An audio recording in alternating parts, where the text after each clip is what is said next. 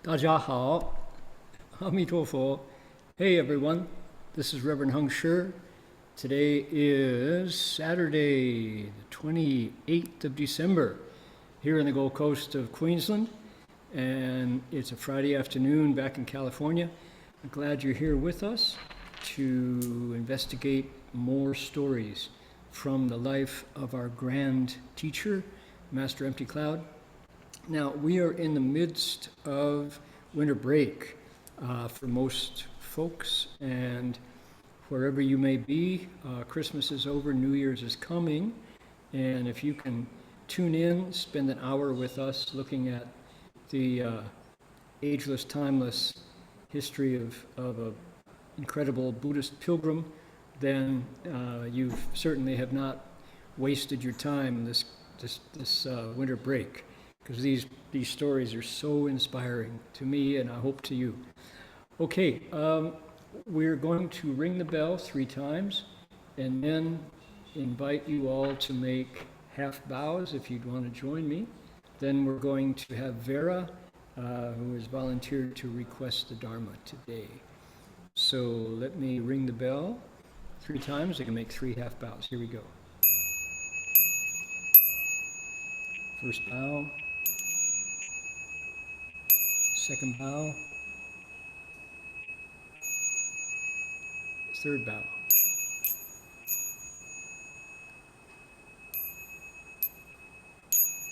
Okay, Vera, if you'd like to request Dharma, please go ahead and do it now.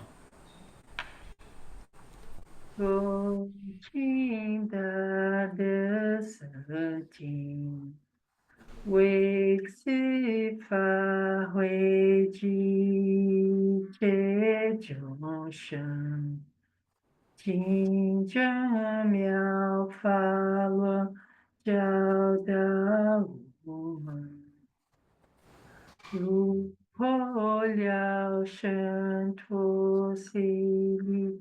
不得了，速者无声。Will the Sangha with great virtue out of compassion, for the sake of this assembly and all living beings, please turn the wonderful Dharma wheel to teach us how to live suffering and attain bliss and end birth and death, and quickly realize non-birth. Namo tassa bhagavato arahato samma sambuddhassa. Namo tassa bhagavato arahato samma sambuddhassa. Homage to the blessed, noble, and perfectly enlightened one. Homage to the blessed, noble, and perfectly enlightened one. Namo saranto sucedoye alahudi samya samputoshe. Namo Sadanto Sachadoye Alahadi Samyao Samputoshe. 无上甚深微妙法，百千万劫难遭遇。我今见闻得受持，愿解如来真实义。Supreme and wondrous Dharma, subtle and profound, rarely is encountered, even in billions of eons. But now we see and hear it and accept it reverently. May we truly understand the Buddha's actual meaning. Okay, Vera, thank you for the Dharma request all the way from Sao Paulo. We are going to continue here with our protocols for getting underway. We'd like to acknowledge respectfully the Kombu-Meri people, the Ugambe language region here in the Gold Coast, as traditional storytellers and custodians of the land where our monastery is located. We pay our respects to their elders past, present, and emerging, and all First Nations people whose sovereignty was never ceded. 那就是说，我们恭敬地承认Ugambe语族的贡布马里人，他们是我们这里我们寺院所在地的传统叙事者和守护人。我们向过去、现在和未来的长者们致敬，并且向所有从来没有放弃主权的第一民族的原住民也致敬。Alrighty, here we go.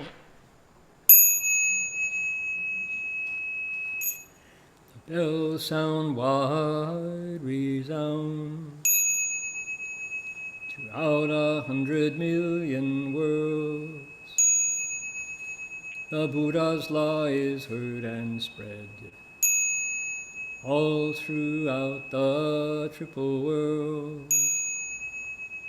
The wondrous sounds that everywhere fill the Dharma realm with peace.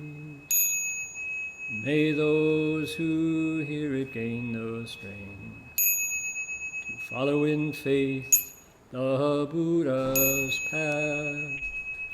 众生传3000界内，佛法让万亿国中，共训其法界和平，利益报贪恼厚德。Okay, alrighty. Again, glad you're here. Welcome. Today we have, let's see here, our Zoom link for Vietnamese translation. If you'd like to listen to my talk in Vietnamese, go to the chat box and click on the link and you'll hear a fluent Vietnamese translation. 如果各位你们想听一种流利的普通话，那么那个控制板的右下角有一个小地球，那个符号那里按到那里呢可以看到 Chinese， 就听到我们的义工很发心在那儿把我讲的英语翻译成普通话，欢迎欢迎。Also, if anybody would like to make a Dharma request the way Vera just did, you're welcome to do that and send an email to Chan Yu, our fearless coordinator, and she'll happily set you up to make a Dharma request. You can do it in one language or in both languages, if you please. Alrighty. There we go. That's all in the chat box. Now, we have friends with us today. It's being winter break. There's a lot of friends busy visiting relatives and traveling and family and struggling with the winter storms. Here at Gold Coast Dharma Realm, folks are reciting the Shurangama Sutra all in one day, all 10 Chen. So it's a busy day around the Dharma Realm. But nonetheless, we have our translation group here in the Gold Coast. We have Yuan, who has joined here to keep me apprised of any mistakes I might make in Chinese.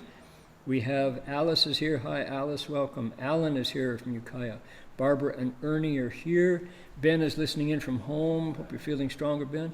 Brian is here from Campbell, our storytelling advisor and consultant. So, by the way, I found the Berkeley Storytelling Circle flag, Brian. You'll be glad to know. It was stuck behind my collection of storybooks. It had fallen down behind. That's why we couldn't locate it. So we got it. Celeste is here from Hong Kong. Connie from Sunnyvale. Cynthia from Saratoga. Let's see here. Duke Levan is joined from Montreal. Edna is here from Singapore. And Elaine from Ukiah. Another Elaine from San Jose. Guohong is here from Alameda. Huali is joined from China. Let's see. She didn't say where she is. I know she's out somewhere in Hubei. Sure. Jason is here from Northern California. Jensen from Jakarta. Johan from Malaysia. Katie from Union City. Kelly from Ukiah. Leonie is here from Ukiah. Thanks for the AAA card. Liz is here from New York City, Chinatown. Hi, Liz. Lloyd from Singapore. Marion's joined us. Good. Glad you're here. Melody is here from Zhuhai. Let's see here. Michael from St. Petersburg. Wan Long from Mesa, Arizona. Peggy from Calgary. Tam is here from Oakland. Willie from Virginia. Yi-Ing doesn't tell us where she's from. 然后呢，我们就改到亚洲这里，邱福芬在台北，还有朋友从内蒙古、广州、深圳、雪梨、安徽合肥、西安，哪里浙江兰海、北京苏州、山西宝鸡、泉州、北京包头、内蒙古。有一个人 from 静心念佛，那好啊。哈尔滨、南京、广东，哇，全中国都到齐了。长春 Okay, Haining and Wangoba. All right, good stuff. Now, what are we about? What are we doing here? Every week we look at another story in Master Xuyun picture biography. Our teacher, Master Xuyun, after the nirvana of Master Xuyun in 1959, took the 120-year life mostly from what is called the Nianpu, Master Empty Cloud's own biography, his autobiography. That's the Nianpu. Here it's pretty small print. So Master Hua took the 120 years worth of biography and selected 200 stories, 200 episodes. He found an artist to capture in these beautiful line drawings the essence of each episode. Then Master Hua wrote out the story and added a 4-line verse of his own. So this became what's called the Hua Zhuan, the picture biography. So we've got the episode from the life, 2 languages, Chinese and English. We've got the drawing and in Chinese, and we've got the verse that Master Hua composed, and we translate. So that's it. And every week we look at 2 or 3 of them. So it's a way to appreciate the life of our grand teacher, our teacher's teacher, as he did something extraordinary. He's what's called a pilgrim, and he traveled thousands of miles in China. In fact, the last episode last week said in the past 2 years, the master had traveled 10,000 miles on foot, except for the early days of when he traveled from Putoshan, which is an island in the South China Sea, over to Ningbo and started his walk. That was on board ship. Every other foot of the way was on his own power, stepping and bowing for 3,000 miles, 3 steps, 1 bow. He crossed rivers, scaled mountains, and the scenery changed every day, but his mind was just like the bright moon in the sky. Traveling didn't tire him, never tired him out. 不觉心旅苦, said. So now, after his pilgrimage, after 3 steps, 1 bow, he traveled on to Tibet. He traveled on to Burma, to Miandian. He traveled on through Sichuan, through Yunnan, and then up back to the heartland of China, which is where he is now. Okay? Pretty amazing travel. Here we are.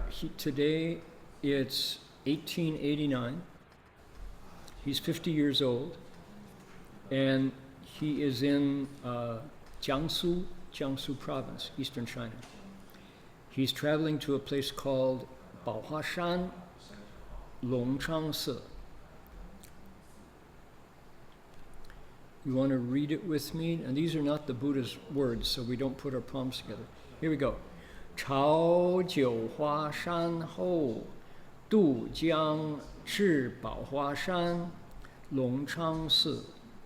此寺乃专持戒律之道场，古人呼之为老吕堂。凡受具足戒者，皆以宝华山受戒为荣誉。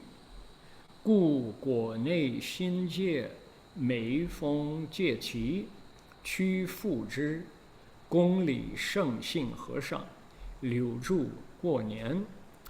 Okay, here we go. You ready? Here we go. After bowing at Jiuhua Mountain, the master crossed the river to Longchang Monastery on Baohua Mountain. This Bodhimanda was known for its strict maintenance of the moral precepts, so people called it the ancient Vinaya Hall. Baohua Mountain was the most renowned place to receive the complete precepts of a bhikshu or bhikshuni. Therefore, many candidates from all over the country gathered there whenever the precepts were transmitted. The master bowed to the abbot, the Venerable Master Shengxing, who invited him to pass the New Year's there. Okay, here we are. You can see it's a mountain. It's surrounded by beautiful scenery, clouds and hills.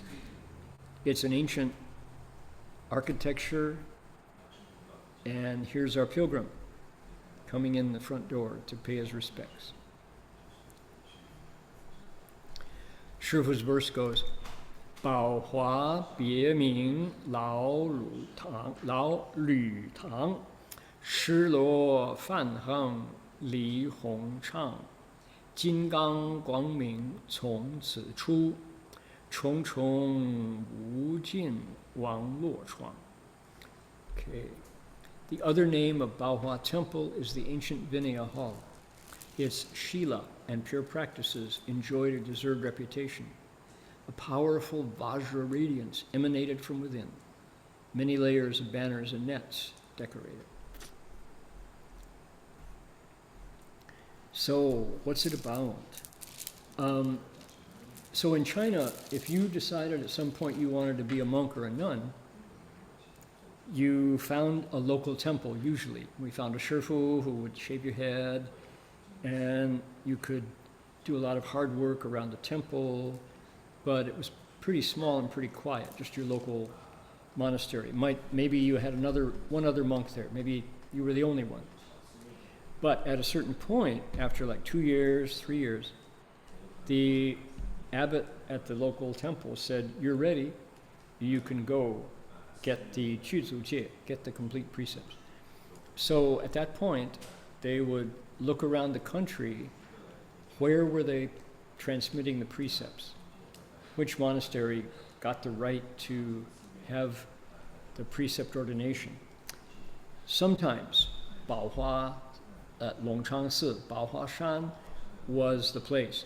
Oh boy, if you were lucky enough to be ready to get the precepts in the year that Baohua Shan was transmitting precepts, you were blessed. That was like getting invited to the class at Harvard or Oxford or Stanford or the Sorbonne or Taida or Beida or Dongda. You won the jackpot in terms of where you were going to be ordained, because after you get the precepts, that follows you. You have a jiedia, an ordination certificate that's your new ID as a monk. And if your jiedia was issued by Baohua Shan, no matter where you go, people go, oh, we know about you. You got some difficult training that means you're really qualified to call yourself a monk or a nun.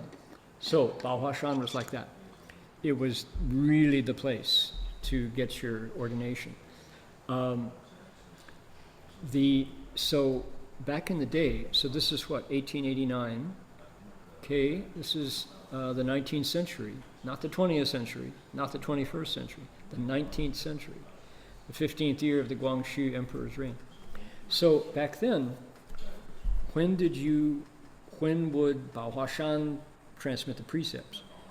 Often it would be because some wealthy layperson would say, I want to create a lot of merit, I'm going to put up all the money for all the expenses that the monastery will require and send out the invitations.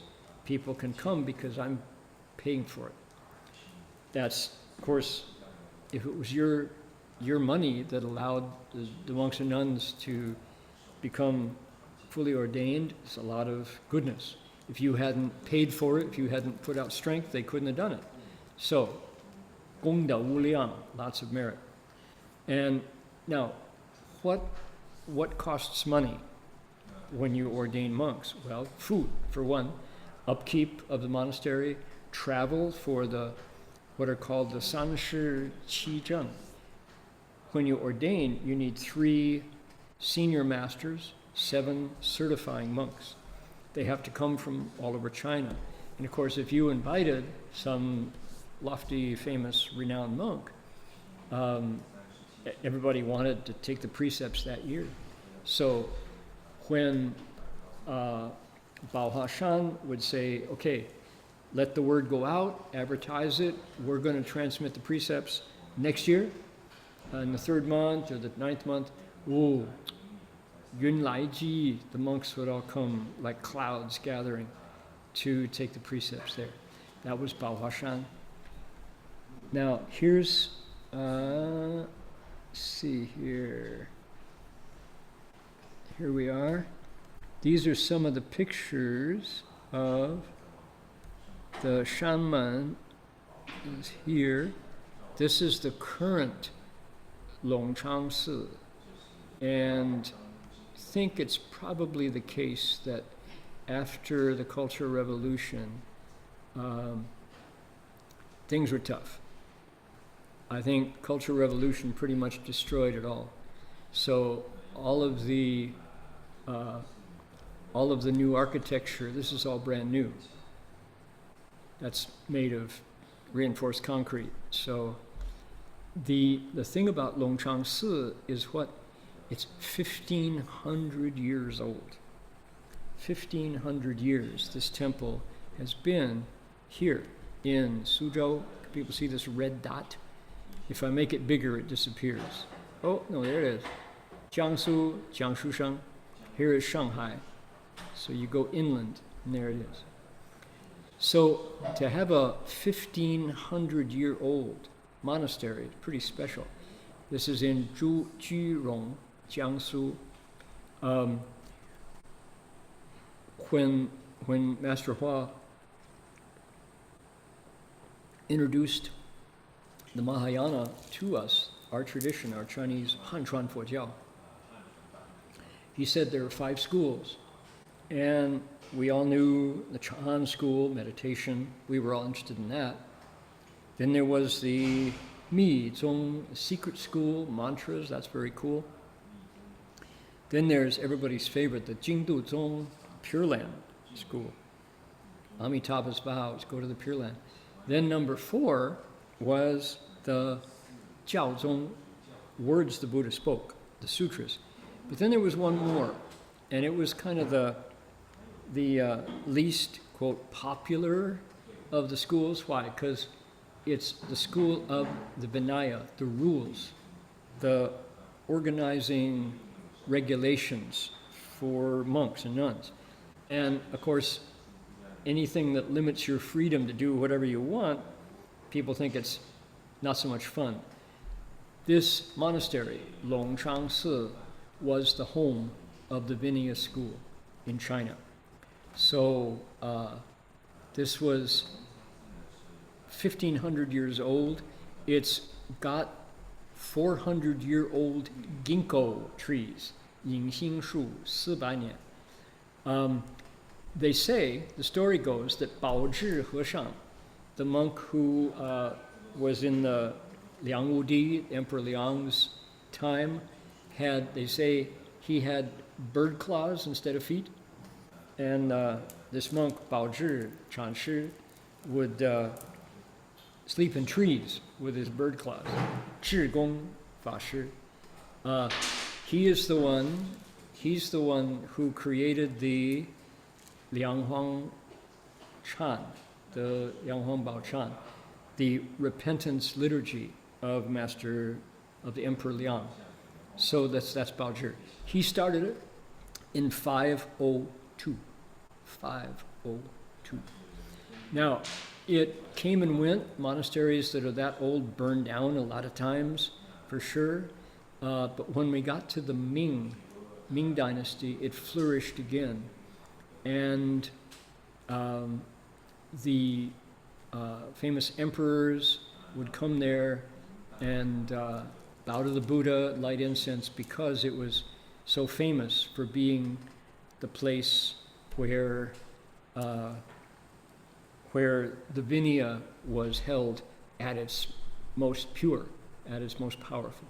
So if you got ordained, wow, you got ordained at Longchang Si, lucky you. You did good. Here it is. This is rebuilt, you can see. So Cultural Revolution really took a lot. Here's a brick. This is which one is this? This is the Wuliang Dian.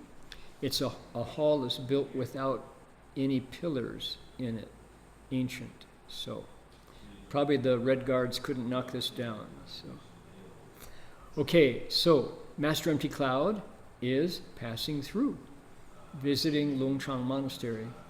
And at the time, now this is in the 19th century, there was a monk there whose name was Sheng.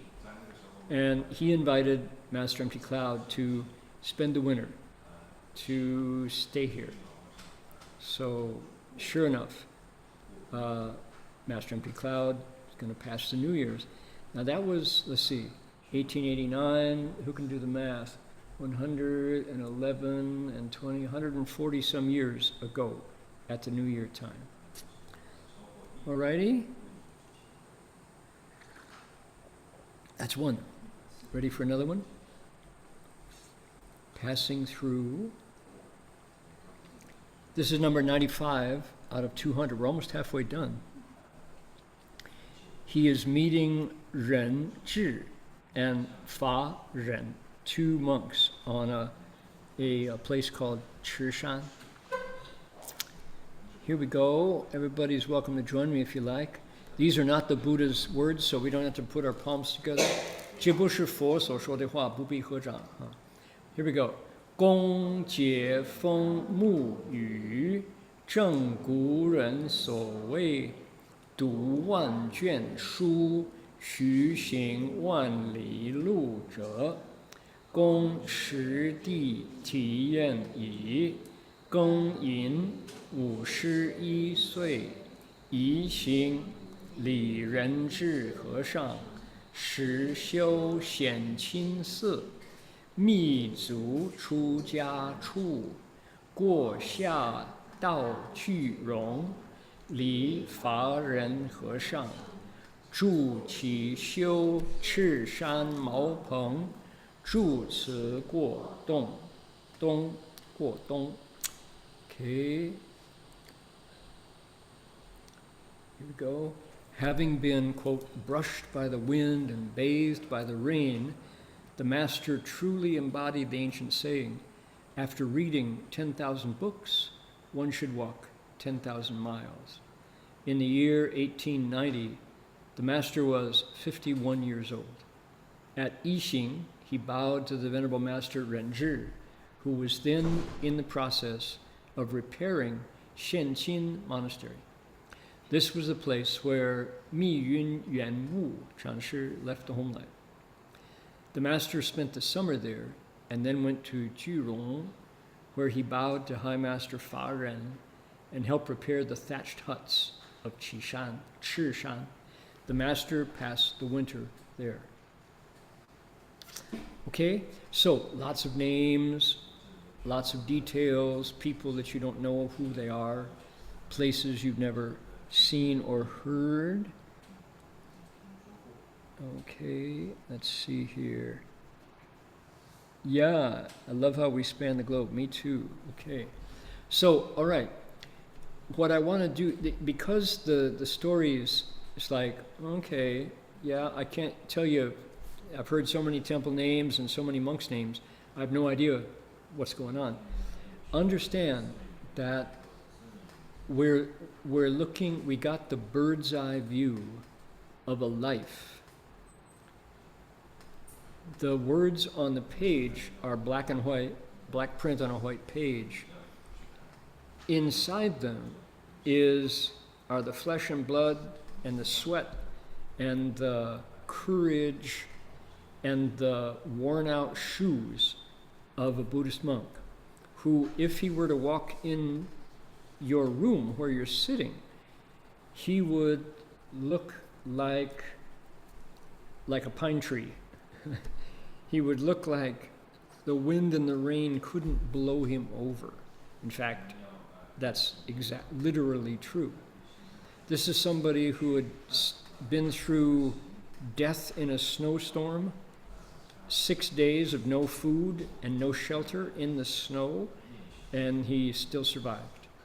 This is someone who was locked out of a monastery door at night in a storm, caught dysentery, and dysentery will kill you. You die of dehydration. And he was rescued by a bodhisattva just on the brink of death. This is somebody who bowed to the ground for 3,000 Chinese miles, and after that walked another 1,000 miles through the tallest mountains in the world in Tibet. Right? This is a tough guy. And what powers him, you have to think about it, it's not fame. He's not doing this to be famous. In fact, he's doing something that is probably the least popular thing you could imagine. Repaying the kindness of his mother who died in childbirth. Who would think that was the thing to do? Well, he did. What else? He's not doing it for money. There's no money in being a monk. I mean, you can get a lot of offerings if you want. But that's certainly not his motive. He's not going to be wealthy. He's not doing it for comfort. He's not doing it to get a lot of disciples. In fact, look at the illustration here, is he's joining in the rebuilding work at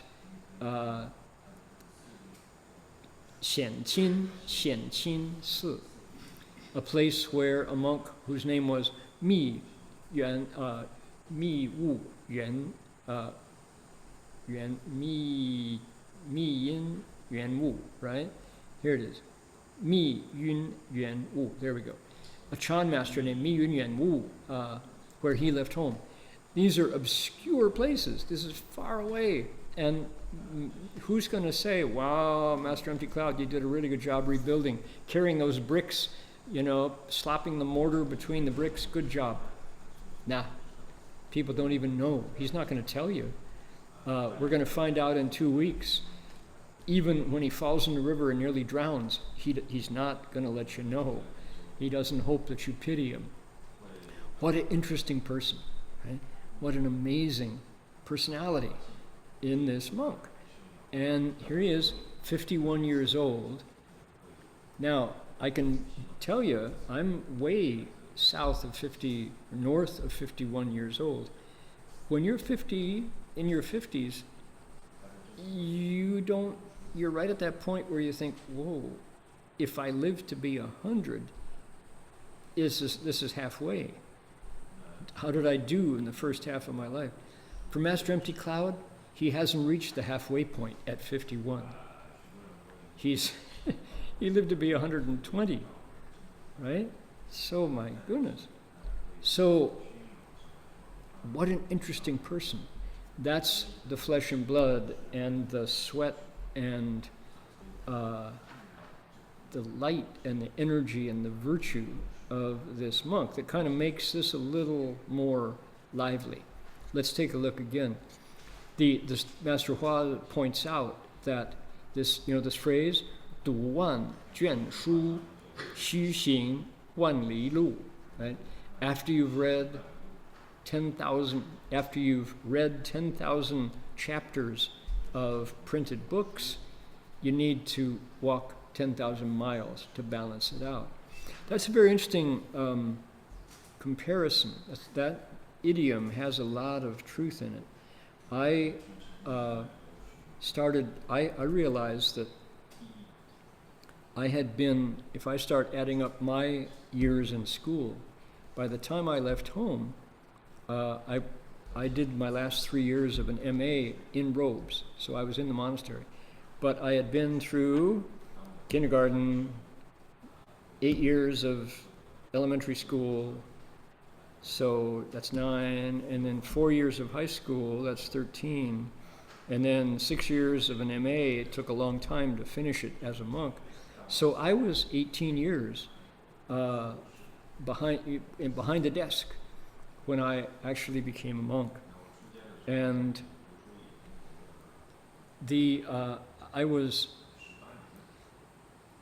this is from, in a situation where our teacher strongly valued education. Not that sitting in a classroom is a good thing by itself, learning is a good thing by itself. Master Hua was someone who hao xue, right? He loved acquiring knowledge. Because I'm not going to propose I understand Master Hua's thinking. What I'm going to say is I saw him learn things and then immediately apply them to teach the Dharma to others. Why did he learn stuff? Because if he learned things, he had access to the minds of people who were interested or was experts. For example, Master Hua was the boss of San Francisco's realtors.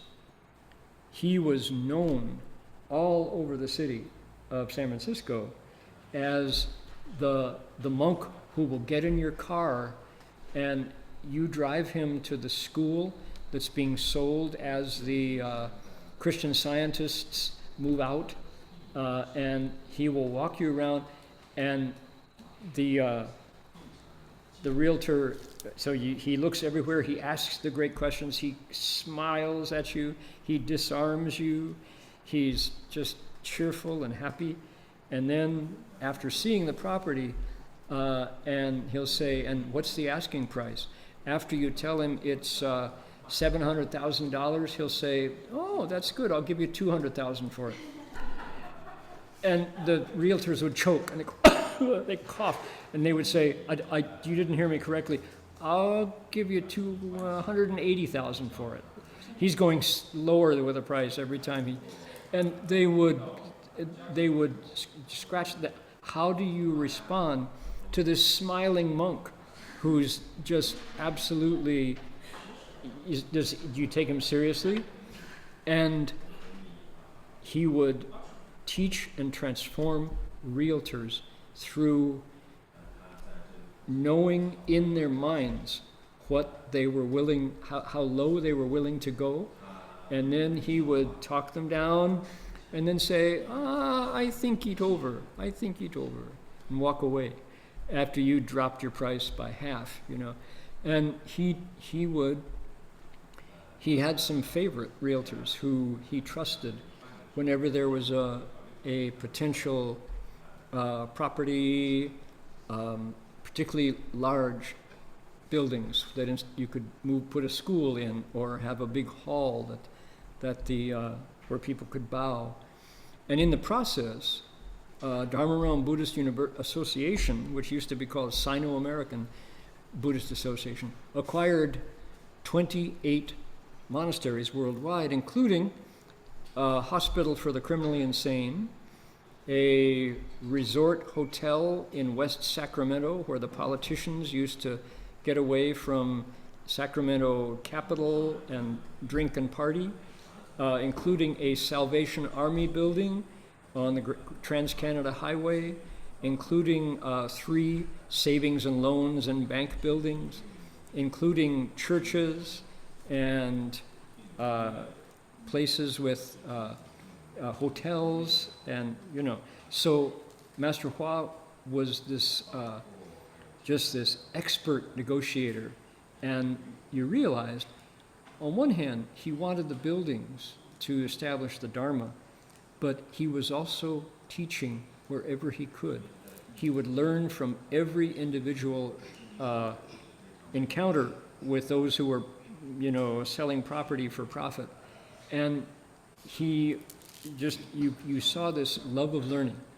He wanted to teach people about their own minds and about being fair and about being just and about greed and about, cultural encounter.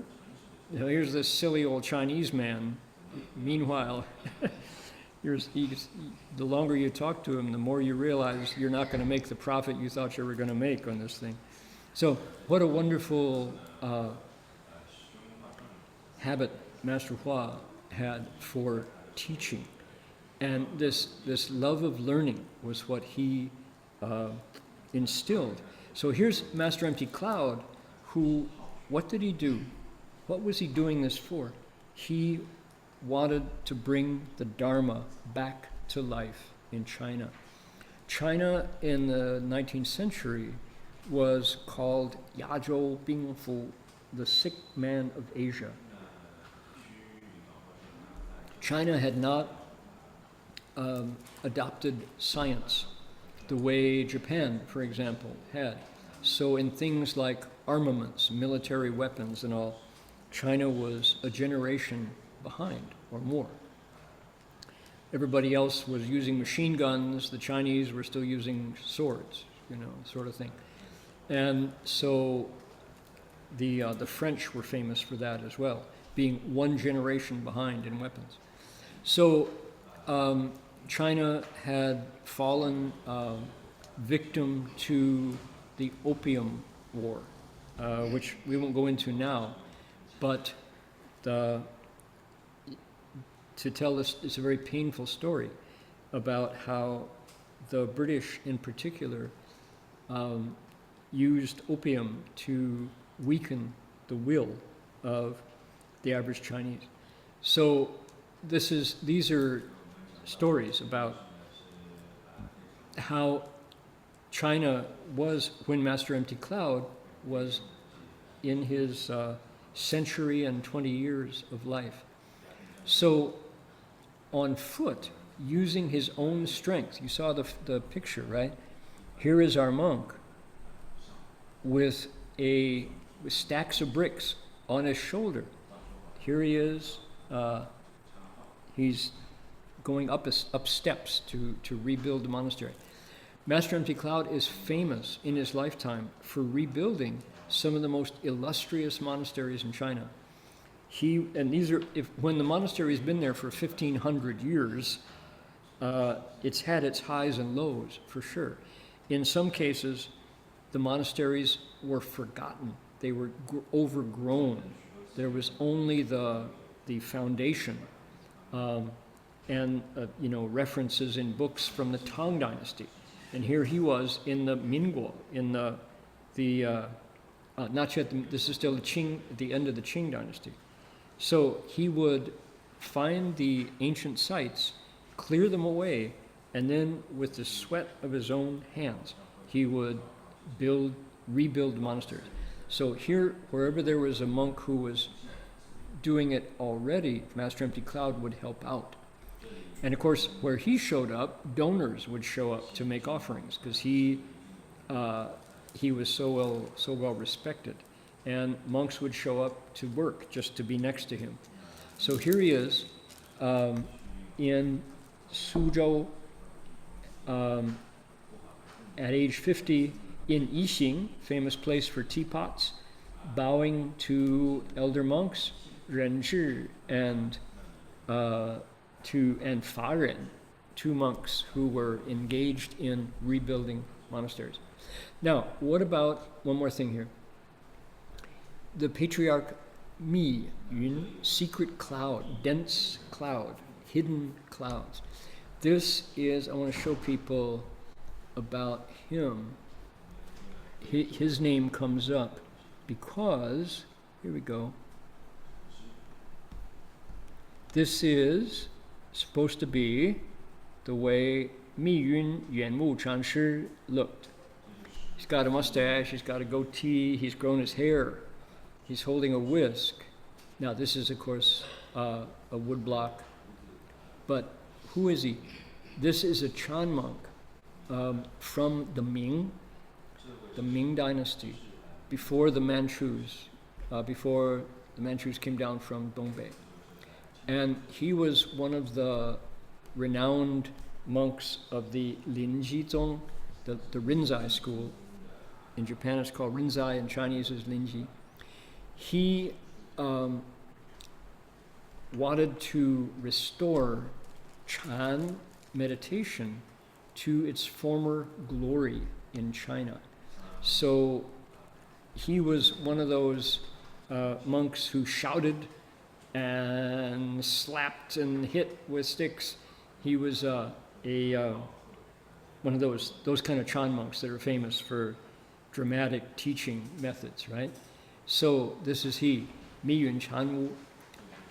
And he, as I was looking at his biography, I thought it was fascinating that he also began with the Six Patriarch Sutra. Ooh.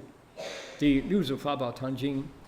So many monks currently, monks who are now in charge in China. When I talked to them about how they began, what was it that started them out, got them interested in Han Chuan Fo Jiao, I would say more than half would say Lu Zu Fa Bao Tan Jing, Six Patriarch Sutra. Master Huineng was, his story was the one that got them going. So that's true for Master Mi Zu Chu Jia. So Mi Yun Yuan Mu. Recently, professors East and West have been paying more attention to Ming Dynasty Buddhism. It's one of those things one of those eras that people ignore pretty much. Everyone looks back to the Tang and the Song. Master Huineng and all of the 20-some disciples who came from him and went out in all directions to start Chan. During the Yuan Dynasty, when the Mongols were there in the 11th and 12th centuries, the 12th and 13th centuries, there wasn't much going on. But when you get to the Ming Dynasty, the 17th century, there was this renaissance, this new reviving of the Chan school. And Master Mi Yun Yuan Mu was one of the ones who brought it back to life. So interestingly, since as I mentioned, China encountered the industrial age, and when foreign nations started to invade China, and China was weakened by wars and the Boxer Rebellion and the Opium Wars and all, Buddhism as well fell. There was not much interest in leaving home because Buddhism being part of Chinese culture, everything equally kind of fell into disrepair and disrepute. Who came along to renovate Chan in particular, Buddhism in general? Master Empty Cloud. He is the one who, along with the Ming Dynasty Renewal of Buddhism by Patriarch Mi Yun and others, Master Han Shan De Qing and others, when Buddhism fell into a trough again, but in the 20th and 21st century, with the arrival of our Grand Master, Buddhism flourished again. He brought all 5 schools back together, including our particular Chan school. And interestingly enough, he told Master Xuanhua to come to the West. He was invited to come to America. He said, nope, my destiny is in China, but I will send my disciple Du Lun, Xuanhua, Shang Shen Xia Hua, to America, to the Western Hemisphere, to start the Dharma again. So that was, we see that whenever a religion has been around for 2,000 years, it's got its highs and lows. And what we're looking at here was in the 19th century, Master Empty Cloud, I don't want to say single-handedly, because there was Tai Shu and Tan Shu and others, but certainly he is looked upon now as the North Star of Buddhism. He's the one that everything else revolves around. And when you live to be 120 and you single-handedly revive all 5 Chan schools, there's a reason why people respect you. So that's his story here. And then our teacher, Master Empty Cloud, Master Xuyun Hua, comes along to transplant, to continue this pulse of Dharma, to keep the heart beating and to plant it in Western soil. So, all right, I'm going to read quickly through number 3 for one day. We'll do 3 in a day. Here we go. We've got, no, actually, having said that, you know what we're going to do instead? We're going, here he is. We're going to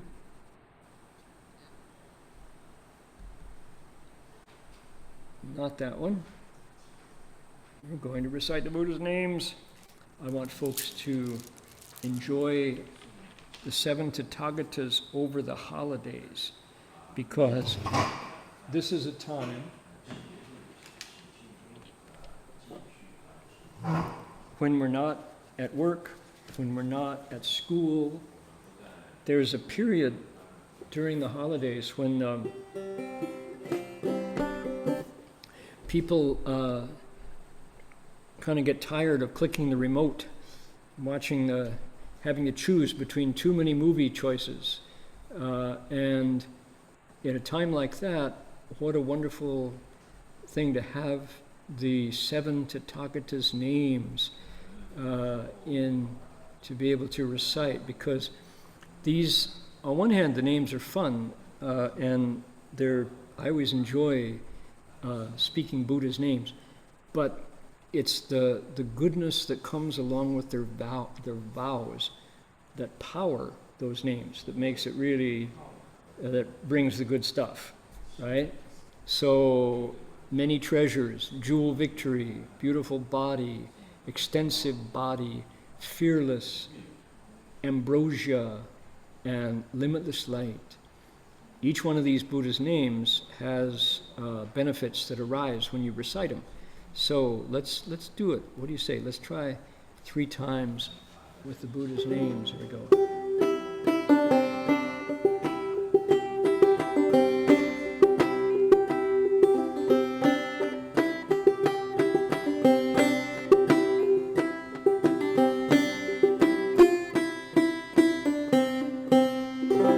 Namo Do Bao Ru Lai, Namo Bao Sheng Ru Lai, Namo Miao Sha Shen Ru Lai, Namo Guang Bo Shen Ru Lai, Namo Li Bu Wei Ru Lai, O Gan Lu Ang Ru Lai, Namo Mi To Ru Lai. Sounds good. I think everybody knows them by now. Here, I'll make this bigger so I don't have to stretch. And there we go. Here we go. One more time.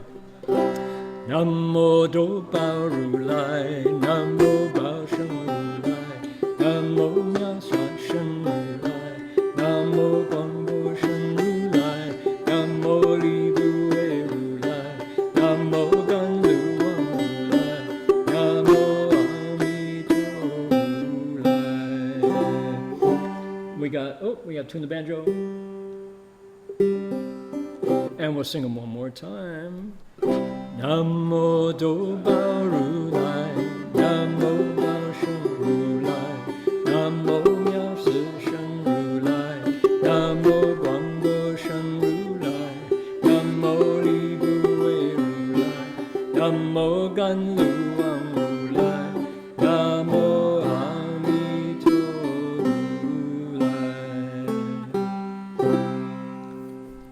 if I had to pick one of them, I wouldn't. I wouldn't want to pick one out of the 7 because they're all so good.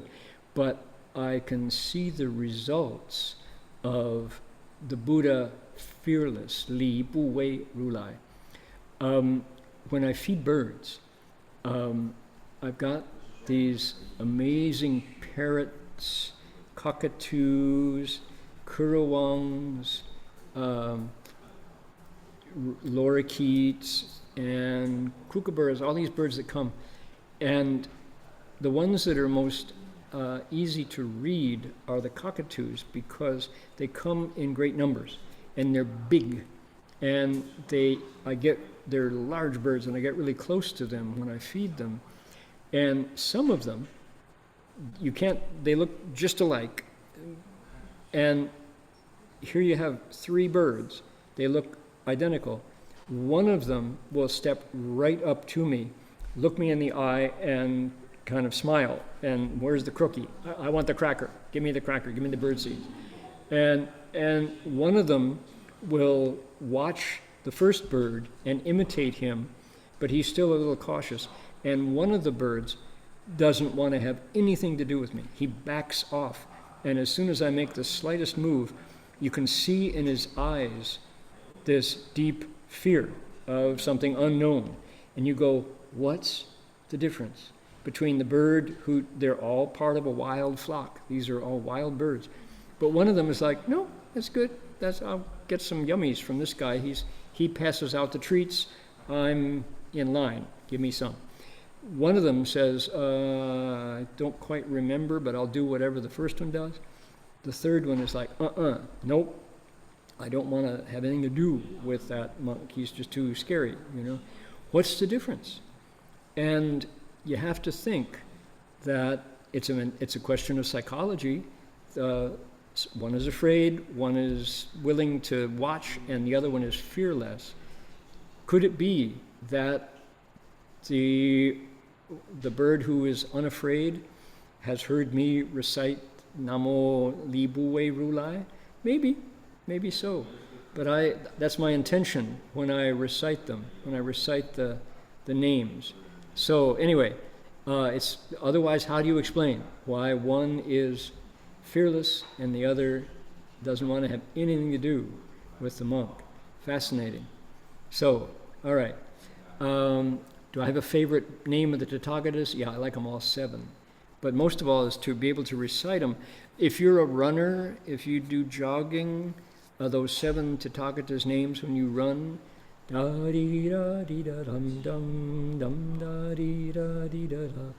work really well as guiding your feet. Or if you ride a bicycle, time your pedaling to the names, and it's great. Okay, dedication of merit. See you all next week. You know what's coming up. Next week, Master Empty Cloud sets off for the famous Chan session and meets some unexpected adversity that winds up helping him get enlightened. I won't tell you what it is if you don't know the story. You'll have to listen in to hear the story.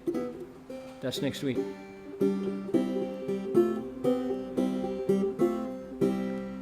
May every living being, our minds as one and radiant with light, share the fruits of peace with hearts of goodness, luminous and bright. If people hear and see, our hands and hearts can find in giving unity. May our minds awake to great compassion, wisdom, and to joy. May kindness find reward. May all who sorrow leave their grief and pain. May this boundless light dispel the darkness of our endless night. Because our hearts are one, this world of pain turn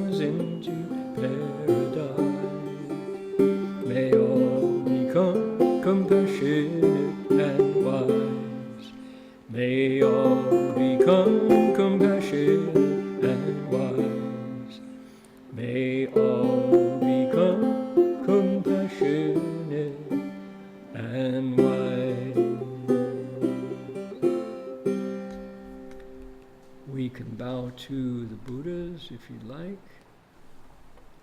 Please join. Here you go.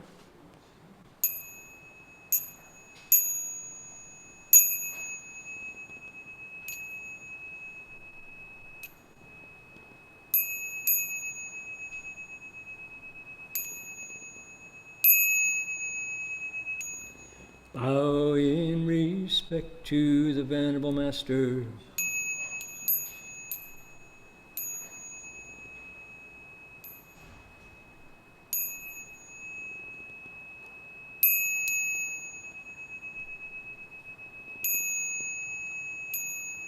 That's going to do it for us for today. See you all next week. Happy New Year, everybody. Amitofo.